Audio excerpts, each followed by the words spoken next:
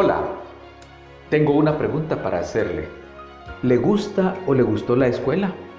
Me alegra poder acompañarle en estos próximos minutos. Sobre todo, gracias a Dios por esta oportunidad que nos da. La Biblia, la historia acerca de Dios y de su pueblo, es a la vez la historia de un maestro y sus alumnos.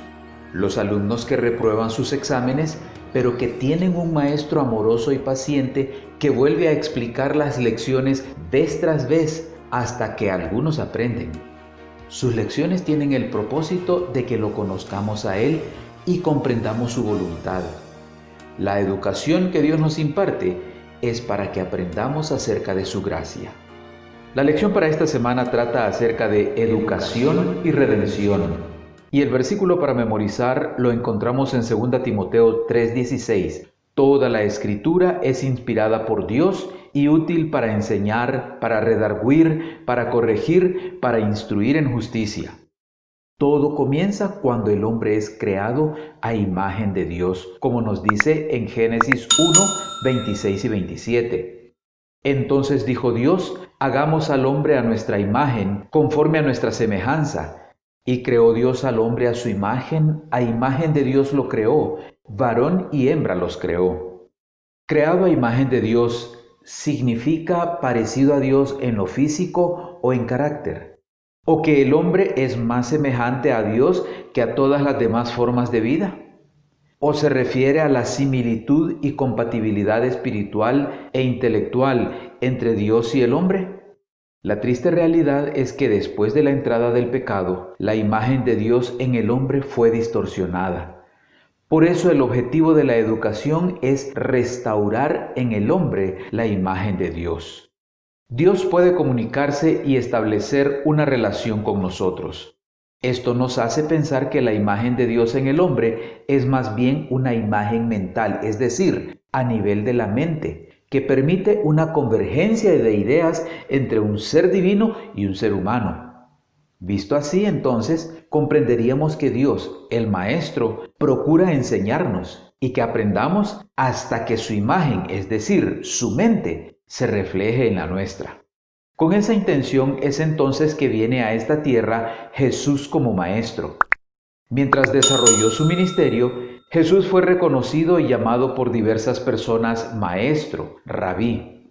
Ya el profeta Isaías había anticipado la labor de enseñanza de Jesús al decir: y reposará sobre él el espíritu de Jehová, espíritu de sabiduría y de inteligencia, espíritu de consejo y de poder, espíritu de conocimiento y de temor de Jehová. Eso está en Isaías 11:2. Y es gracias a esa obra que la tierra será llena del conocimiento de Jehová, como dice en el versículo 9. Al enseñar, Jesús aportó conocimiento, consejos, sabiduría, entendimiento a aquellos con quienes entró en contacto y para la posteridad. Vino para dar a conocer a Dios. La enseñanza, correctamente comprendida, es un don de Dios que, practicada como Dios espera y ejercida para cumplir sus propósitos, recibe de Dios autoridad. Para este aprendizaje, Moisés y los profetas tienen mucho que aportar. En 2 Timoteo 3, 14 al 17 dice: pero persiste tú en lo que has aprendido y te persuadiste, sabiendo de quién has aprendido, y que desde la niñez has sabido las sagradas escrituras, las cuales te pueden hacer sabio para la salvación por la fe que es en Cristo Jesús. Toda la escritura es inspirada por Dios y útil para enseñar, para redarguir, para corregir, para instruir en justicia, a fin de que el hombre de Dios sea perfecto, enteramente preparado para toda buena obra. Las Sagradas Escrituras a que se refiere Pablo son lo que hoy conocemos como el Antiguo Testamento. El Nuevo Testamento no existía como tal, sino que estaba en proceso. Estas escrituras comprendían la Torá, los profetas y los escritos. La Torá, aunque se entiende generalmente como la ley, abarca mucho más. Significa enseñanza o instrucción, y es el nombre que se aplica a los escritos de Moisés, el Pentateuco. Es un material provisto por Dios para enseñarnos a vivir en forma exitosa y segura y a relacionarnos con Dios apropiadamente. Los profetas, una segunda sección de las Escrituras, por su parte, nos señalan dos aspectos importantes. En primer lugar, con cuánto éxito el pueblo de Dios puso en práctica esta enseñanza. Y en segundo lugar, lo que el pueblo debió aprender de estas enseñanzas. Los escritos, la tercera sección, nos muestran cómo vivieron exitosamente o no las experiencias educativas los alumnos, es decir, el pueblo de Dios. Y en el Nuevo Testamento los evangelios están llenos de material educativo, como las parábolas de Jesús, las lecciones prácticas sobre la vida diaria al cierre de las epístolas de Pablo y la información acerca del desarrollo futuro de la iglesia en el Apocalipsis.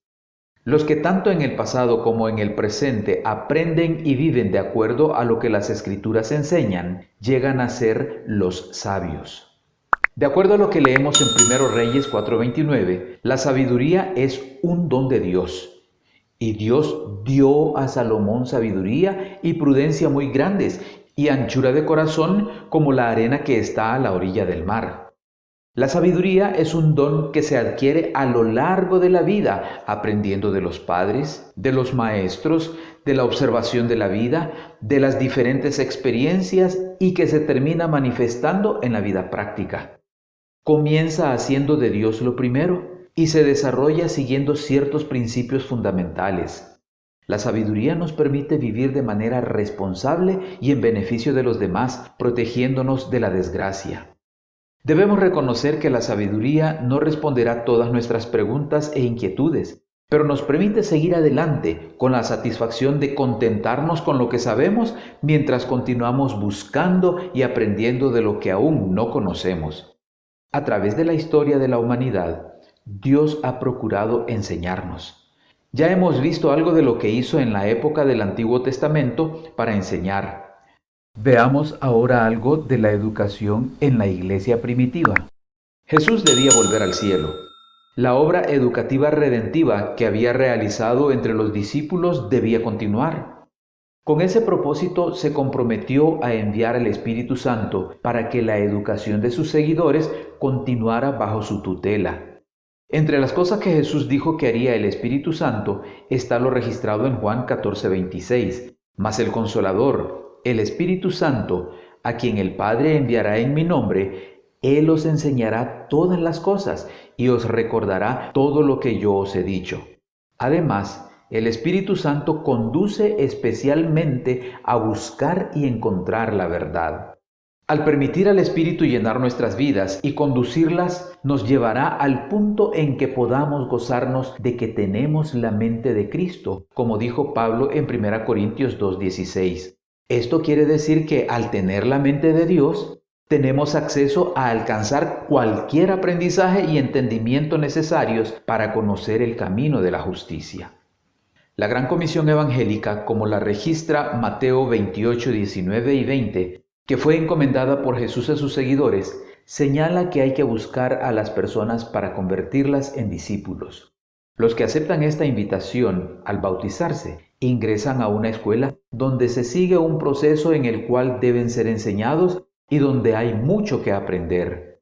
Un cristiano siempre está aprendiendo sobre Jesús y de otras cosas que necesita aprender: trabajo, descanso, cuestiones sociales, relaciones comunitarias, iglesia y adoración, economía, filantropía, relaciones con las autoridades, asesoramiento, sistemas familiares, relaciones matrimoniales, crianza de los hijos, alimentación y su preparación, vestimenta, cómo envejecer y prepararse para el final de la vida.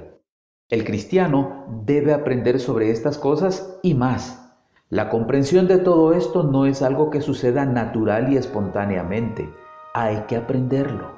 Hemos comenzado a aprender, pero debemos saber que el cielo es una escuela, su campo de estudio, el universo, su maestro, el ser infinito.